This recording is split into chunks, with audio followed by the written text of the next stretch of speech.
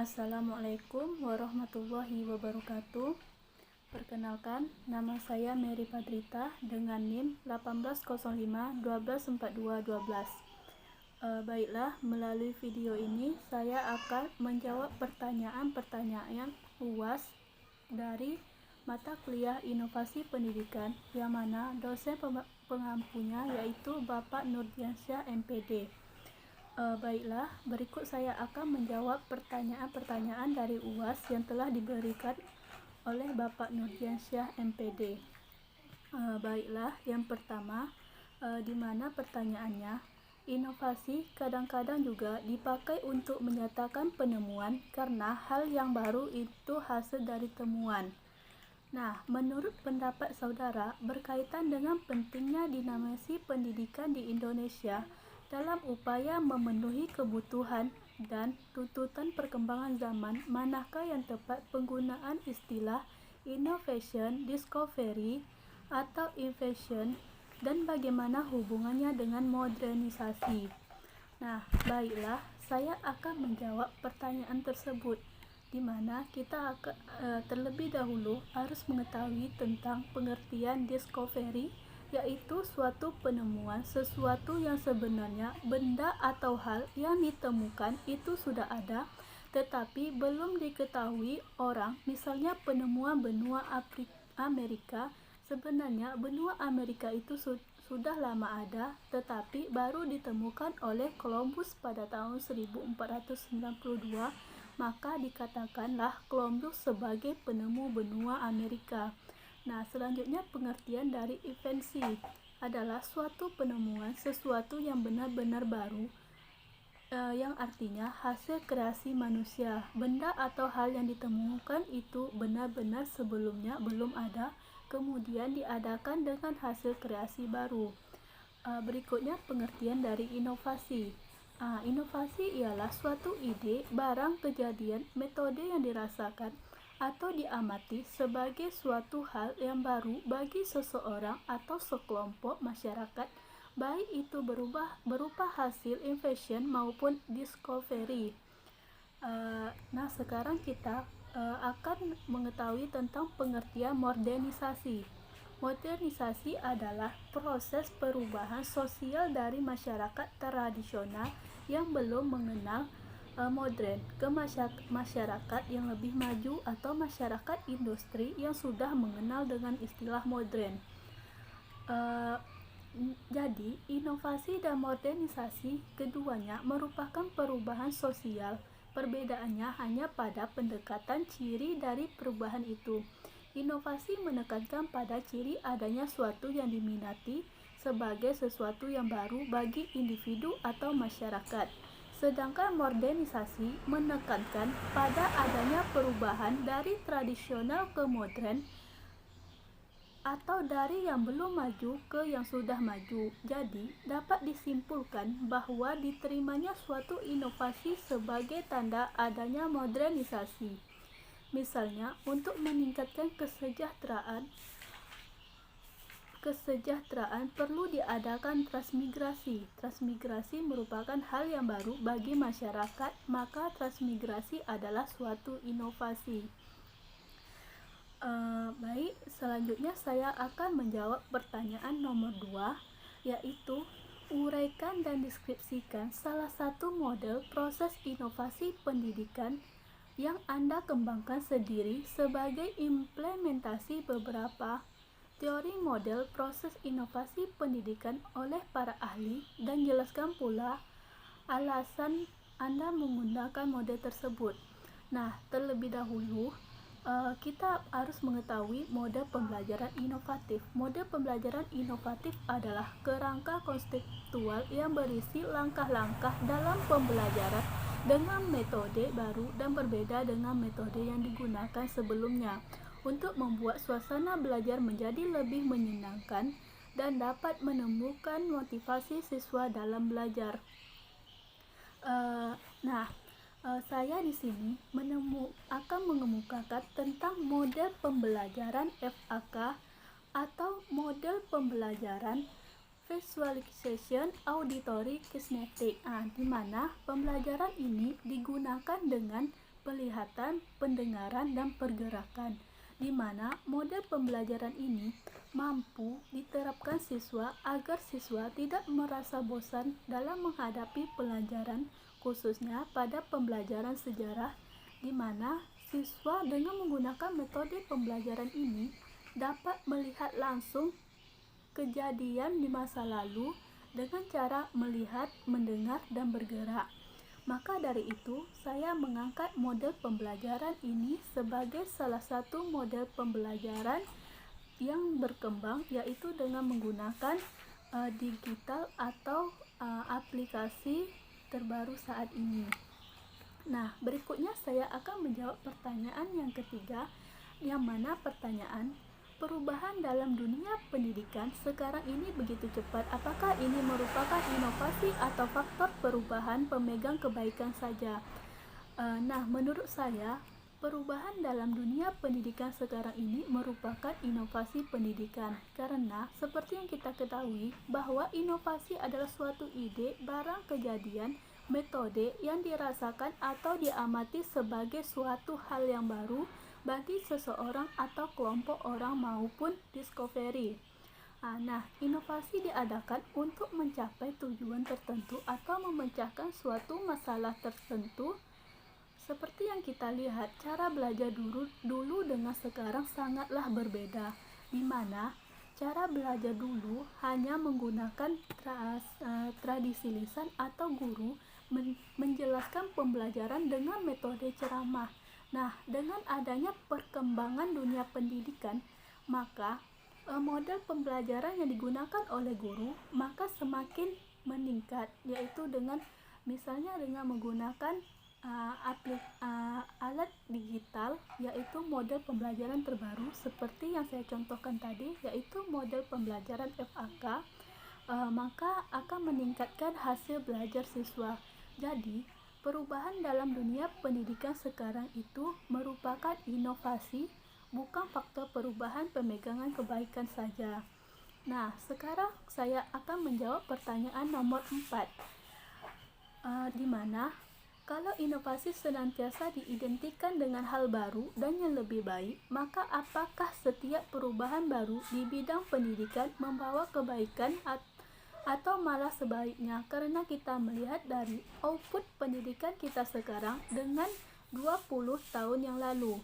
Nah, menurut pendapat saya, tidak semua perubahan di bidang pendidikan membawa dampak kebaikan, karena setiap perubahan pendidikan dari masa ke masa pasti memiliki kekurangan dan kelebihan, di mana kelebihannya bisa membawa kebaikan di bidang pendidikan, sementara kekurangannya akan membawa dampak keburukan dalam pembelajaran peserta didik. Namun sesuai perkembangan zaman, di dunia pendidikan pasti akan membawa perubahan baik di dunia pendidikan, tetapi juga ada dampak negatifnya. Nah, misalnya seperti ilmu pengetahuan dan teknologi berkembang terus, bahkan dewasa ini langsung dengan pesat. Perkembangan ini bukan hanya dalam hitungan tahun, bulan, atau hari, melainkan jam, bahkan menit ataupun detik, terutama berkaitan dengan teknologi informasi dan komunikasi yang ditunjang dengan teknologi elektronika. Pengaruhnya meluas ke berbagai bidang kehidupan termasuk bidang pendidikan. Pengaruh perkembangan ilmu pengetahuan dan teknologi yang sangat pesat ini memberi dampak positif dan dampak negatif. Perkembangan ilmu pengetahuan dan teknologi berdampak positif dengan semakin terbuka dan tersebarnya informasi dan pengetahuan dari berbagai wilayah, bahkan ke juru dunia, sehingga kita lebih mengetahui tentang pelajaran-pelajaran yang belum kita ketahui atau kita pelajari di sekolah. Nah, berikutnya saya akan menjawab pertanyaan yang kelima, di mana pertanyaannya, konsekuensi inovasi merupakan perubahan yang terjadi dalam sistem sosial sebagai hasil dari perubahan atau penolakan suatu inovasi. Pertanyaan, jelaskan dan berikan contoh yang jelas serta sebutkan konsekuensi baik langsung ataupun tidak langsung. Nah, jawabannya, konsekuensi adalah perubahan yang terjadi pada individu atau sistem sosial sebagai akibat dari mengadopsi atau menolak suatu inovasi. Terdapat Nah, sekarang kita akan membahas tentang konsekuensi langsung dan tidak langsung. Konsekuensi langsung adalah suatu inovasi yang mempunyai pengaruh yang segera terhadap individu atau suatu sistem sosial.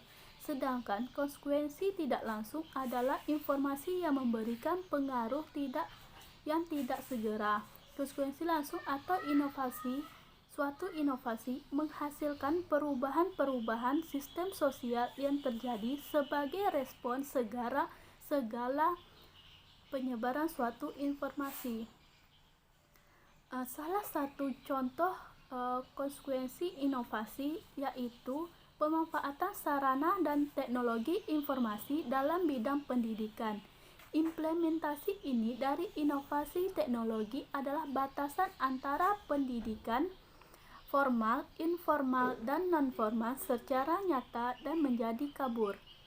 Secara positif, ada amat banyak situs yang menawarkan program atau model pembelajaran yang bisa diakses anak dengan mudah. Nah, berikut saya akan menjawab pertanyaan yang keenam, yaitu coba saudara uraikan dengan baik bagaimana peran inovasi pendidikan dalam meningkatkan profesional guru atau pendidik. Nah, dalam meningkatkan profesional guru atau pendidik, ada beberapa yang harus kita ketahui. Yang pertama, guru sebagai pendidik dan pengajar. Peran guru sebagai pendidik yaitu mendidik peserta didiknya dalam ilmu pengetahuan sesuai dengan nilai-nilai yang positif. Yang kedua, guru sebagai mediator dan fasilitator, yaitu guru memiliki sejumlah pengetahuan yang cukup tentang bagaimana menggunakan media pendidikan sehingga komunikasi dalam KBM menjadi lebih efektif. Dan yang ketiga, guru sebagai pembimbing. Guru harus membimbing peserta didik agar dapat menemukan berbagai potensi yang dimilikinya sebagai bekal hidup, sehingga peserta didik dapat tumbuh dan berkembang sebagai manusia ideal sesuai harapan orang tua, masyarakat, bangsa, serta negara. Selanjutnya, guru sebagai motivator, yaitu guru berperan sebagai pembangkit motivasi peserta didik agar selalu bersemangat dalam belajar dan menuntut ilmu pengetahuan secara langsung ataupun tidak langsung. Berikutnya, guru sebagai peneliti, guru sebagai nostometer, guru sebagai pengelola pembelajaran, guru sebagai sumber pembelajaran, guru sebagai pemimpin, guru sebagai pendorong kreativitas, guru sebagai orang tua dan teladan, guru sebagai cerita, dan guru sebagai emansipator. Dan pertanyaan yang ketujuh atau yang terakhir, sebagai calon seorang guru, Anda berkewajiban menyusun RPP secara lengkap dan sistematis agar dapat mewujudkan pembelajaran yang inovatif sesuai standar proses dalam kurikulum 2013. Coba saudara uraikan secara baik penanda pembelajaran inovatif yang efektif dan efisien. Nah, sekarang saya akan menjawab. Sesuai standar proses kurikulum 2013, dalam implementasi sesuai kurikulum 2013, guru diharapkan mampu memilih dan melakukan inovasi model pembelajaran sehingga peserta didik memiliki kemampuan literasi, kemampuan hidup dalam abad ke-21, memiliki karakter dan kompetensi. Jadi, dalam pengembangan RPP memuat ketiga di dalamnya sehingga pembelajaran efektif dan inovatif dilihat dari bagaimana membuat rencana pelaksanaan pembelajaran yang harus sesuai dengan kurikulum saat ini, seperti dilihat dari kegiatan pembelajaran, tujuan dari pembelajaran, penjabaran penilaian dan evaluasi. Nah, Dalam pembelajaran inovatif dapat digambarkan siswa terlibat dalam berbagai kegiatan yang mengembangkan pemahaman dan kemampuan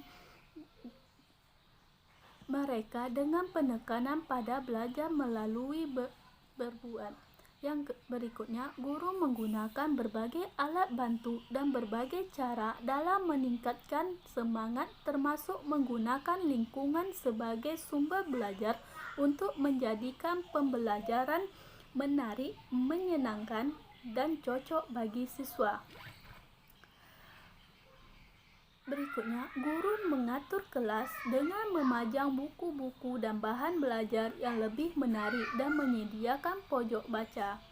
Berikutnya, guru menerapkan cara mengajar yang lebih kooperatif dan interaktif, termasuk cara belajar kelompok. Dan yang terakhir, guru mendorong siswa untuk menemukan caranya sendiri dalam pemecahan suatu masalah, untuk mengungkapkan gagasan dan melibatkan siswa dalam menciptakan lingkungan sekolahnya.